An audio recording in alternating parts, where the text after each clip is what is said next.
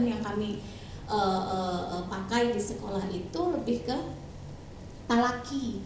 Talaki itu apa? Talaki itu lebih ke ini, guru itu hanya membacakan, anak-anak itu mengikuti. Betul.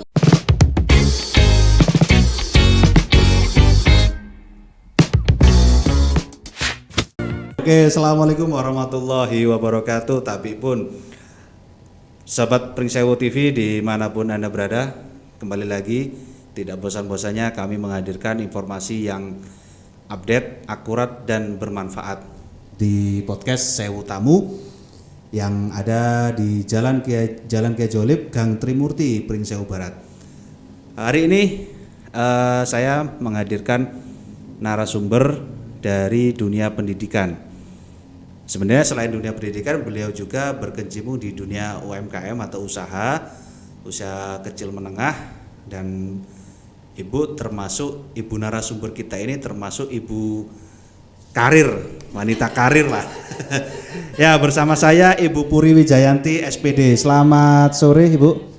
Selamat sore. Assalamualaikum warahmatullahi wabarakatuh. Waalaikumsalam warahmatullahi wabarakatuh. Beliau narasumber kali ini kita fokuskan di beliau adalah Kepala Sekolah TK IT Tazkiyah Pringsewu yang lokasinya berada di belakang Pasar Induk Kabupaten Pringsewu. Di situ ada TK yang sudah berjalan. Berapa lama Bu? Udah berjalan berapa lama Bu? Udah sejak tahun 2017. Udah sejak tahun 2017, sudah lumayan lama, dan beliau ada kepala sekolahnya di situ. Hari ini datang ke podcast ingin menceritakan TKIT Tazkiyah Pringsewu itu seperti apa sih, dan masyarakat, ibu-ibu terutama bapak-bapak yang memiliki anak yang masih usia balita yang ingin sudah waktunya masuk TK, bisa nih daftar ke TKIT Tazkiyah Pringsewu.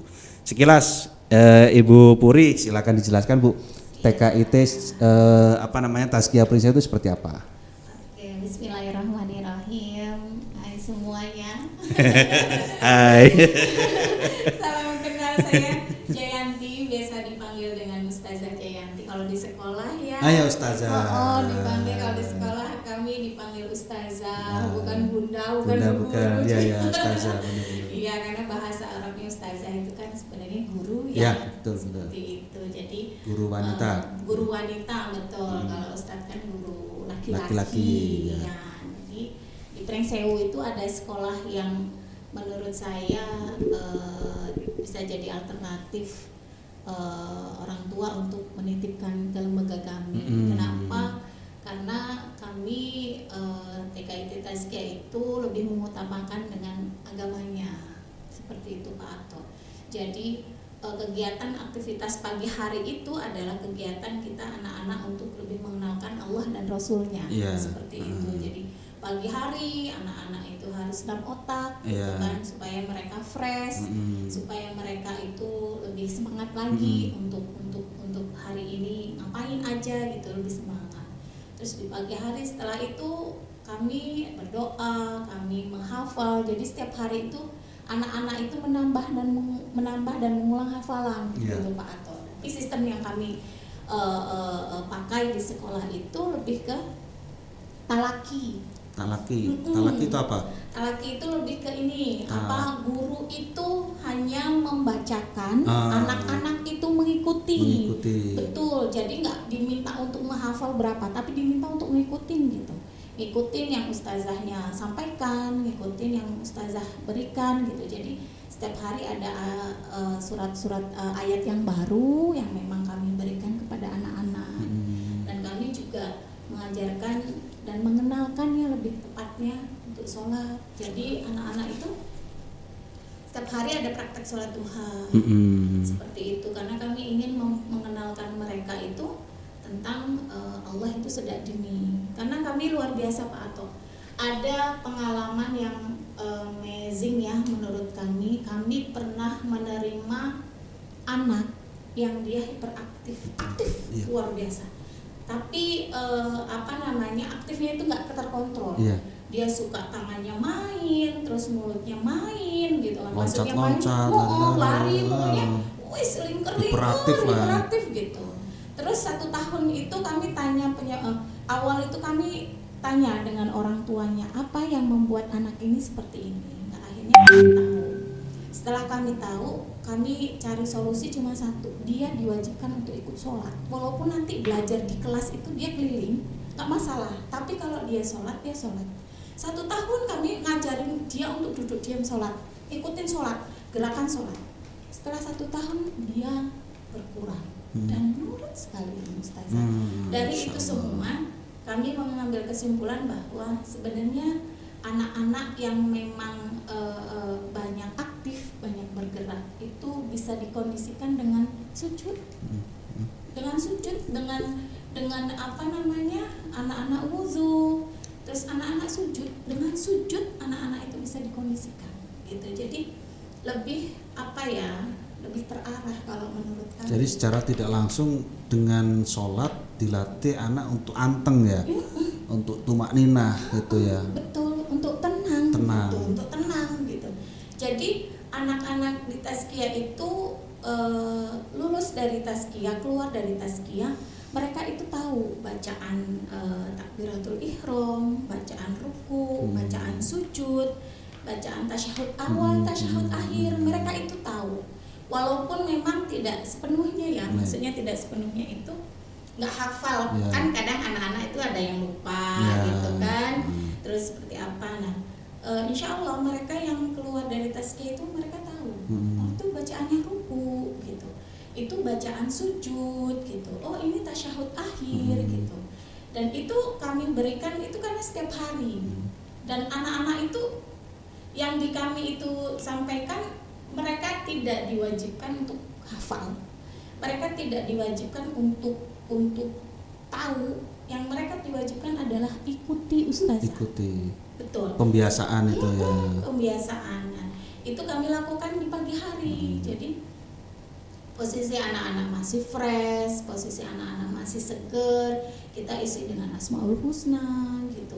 Kita isi dengan setelah sholat duha, anak-anak baca cerita gitu. Jadi tiap hari itu posisinya itu anak-anak setelah sholat kan udah selesai, jadi diceritain tentang sirah Nabi Rasulullah itu, dari Rasulullah lahir, sebelum lahir itu diceritakan sama kami, sekalipun mereka itu nggak ngerti, mereka itu nggak tahu apa siapa itu Abdullah, siapa itu Rasulullah, terus siapa itu Aminah gitu, mereka nggak kenal gitu.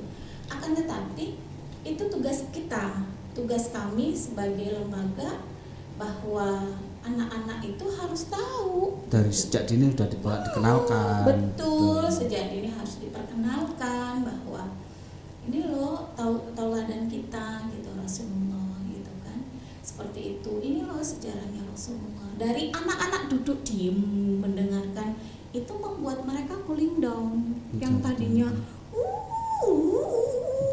gitu kan, nggak bisa diam lihat begini gitu. Ya akhirnya mereka karena sudah setiap hari dilakukan, mereka jadi mengerem gitu. Saya jadi ingat Bu, saya pernah lupa tahun berapa pernah diminta ngajar Iqra di SDIT. Waktu itu di SDIT CPS. Nah, saya kan bantulah, pengen tahu sih di SDIT itu seperti apa. Ternyata ketemu anak yang hiperaktif, 90% hiperaktif Bu. Waduh, saya biasanya ngaji Iqra itu ya anak anteng di TPA kan, duduk anteng, ketemu anak yang seperti itu, waduh stres saya pertama Bu. Terus hari berikutnya saya punya cara lah, gimana caranya anak ini mau belajar Iqra dengan metode sambil bermain. Akhirnya saya terapkan, saya buat huruf-huruf satu kotak, saya buat huruf, terus kita buat undian, terus kita buat permainan yang kotak ini yang permainan nanti diadu satu anak dengan yang lain. Nah, cuman karena ya alhamdulillah dari situ sudah dapat formulanya ya. Tapi karena basic saya bukan di guru ya Bu ya, nggak betahnya bukan karena hiperaktifnya anak sih sebenarnya, ya karena memang basic saya bukan guru. Jadi ya udahlah saya terus pamit. Tapi itu pengalaman berharga buat saya ketika mengajar anak-anak yang hiperaktif. Memang saya pernah Betul. merasakan pusingnya. Tapi saya lihatnya seneng gitu Bu. Jadi ngajar sambil loncat-loncat ke ya Allah, jadi lihatnya seneng. Iya. Itu pernah. Nah, untuk di SD TKIT Tazkiyah ini keunggulannya apa? Kan sekarang banyak nih TK yang berbasis IT nih, Betul. Islam terpadu. Di Pringsewu udah banyak TK maupun SD yang basisnya IT, Islam terpadu. Ini keunggulannya apa? Ya, kami yaitu dia, keunggulan kami lebih ke agama Pak. Lebih ke agama, terus kita ada outing class, kami bisa dibilang begitu. Jadi lebih ke outing class yang lebih ke potensi anak gitu. Di situ ada berkuda gitu kan. Terus di situ ada healthy food. Healthy food itu kegiatan yang kita keluar kelas, keluar sekolah, keluar lembaga, dan itu kita itu ke toko gitu loh Pak, atau ke toko, ke swalayan kecil, bisa dibilang kalau biasanya kami ke Jasmine Mart gitu, kita sebutkan nggak apa-apa ya, karena kami nggak ke yang lain, ke Jasmine Mart. Sebelumnya kami itu anak-anak nonton jajanan sehat dan jajanan tidak sehat, itu healthy food. Jadi mereka itu nanti membeli barang-barang yang yang sesuai dengan ustazah sampaikan. Oh ini jajanan yang sehat, oh ini jajanan yang tidak sehat gitu. Nah lebih ke situ. Jadi lebih ke kepribadian mereka ya, lebih menanamkan kemandirian, menanamkan kedisiplinan, menanamkan mereka untuk lebih mandiri, disiplin seperti itu. Dan untuk umumnya juga kami mengajarkan ke mereka, akan tetapi kami lebih ke anaknya lah gitu. Terus untuk kami juga ada fun cooking. Fun cooking itu anak-anak masak. Nah, anak-anak masak juga masak sendiri, motong-motong sendiri. Nah, itu hal-hal yang mungkin sederhana ya, akan tetapi itu nanti akan dibawa mereka dewasa, besar, supaya mereka ketika makan udah langsung cuci sendiri gitu kan, nggak harus minta ke orang tuanya gitu, lebih ke kemandirian mereka seperti itu. Jadi lembaga kami lebih memperhatikan anak-anak. Ketika memang umurnya segini ya kami ajarkan yang sesuai dengan umur mereka. Untuk calis tuh kami ajarkan untuk membaca, menulis dan berhitung kami mengajarkan, dan kami juga pun mengenalkan. Akan tetapi kami tidak memaksakan, karena begini Pak Tok, ada kalanya anak yang sudah umur 5 tahun, 6 tahun gitu, tetapi pemahaman mereka untuk ABC, menyambung kata, menyambung kalimat itu belum sampai. Ya, karena memang belum tahapannya. Gitu. Jadi kami juga pun tidak memaksakan, dan kami juga komunikasi dengan orang tua. Ada yang anak yang baru usia 4 tahun setengah, tapi dia kata aja udah tahu gitu. Misalnya mama gitu, udah ngerti tulisannya mama, terus hurufnya apa saja. Ada yang sudah ngerti, ada yang tidak gitu. Jadi kami lebih memahami ke sana. Lebih memahami karakter anak, cara mengajarnya seperti apa, terus dia menyerapnya seperti apa, lebih ke sana. Jadi lebih ke individual per anak. Tidak di satu kelompokkan, anak-anak harus diajarkan sampai sini. Enggak bisa begitu. Jadi tadi cerita sekilas itu tadi berarti kapan-kapan bisa dong diajak ke studio kita. Oh, seru, asik.